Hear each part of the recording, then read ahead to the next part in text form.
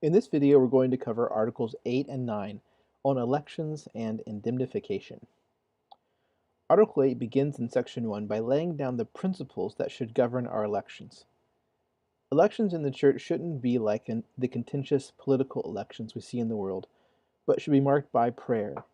They should proceed with the support of the elders.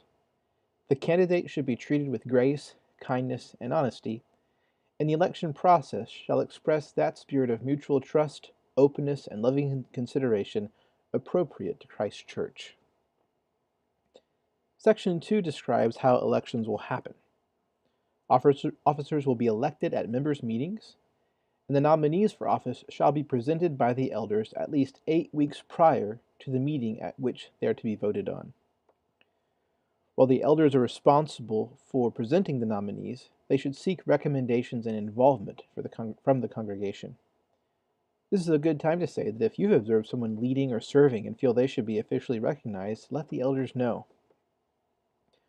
And while we're on the topic of talking to the elders, the Constitution says that if you plan to speak in opposition of a candidate for office, you should speak to the elders, and you should do so as far in advance as possible before their election comes to a vote. Doing this serves the elders, the church, and the candidate well. To be elected as an officer, a person must receive a 2/3 majority of all votes cast. This last paragraph of Article 8 could seem confusing. The first line requires a 2/3 majority for officers to be elected, while the rest of the paragraph seems to require only a simple majority.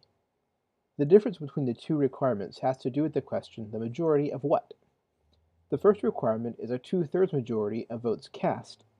The second requirement is a majority of affirmative votes of those present and eligible to vote.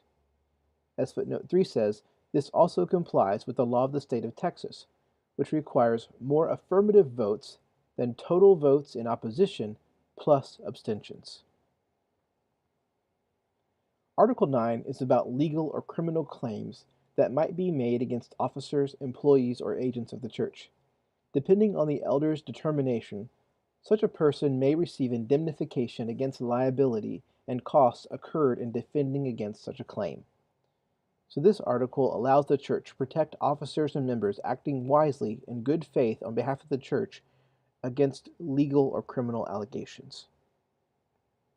So that's Articles 8 and 9 on elections and indemnification.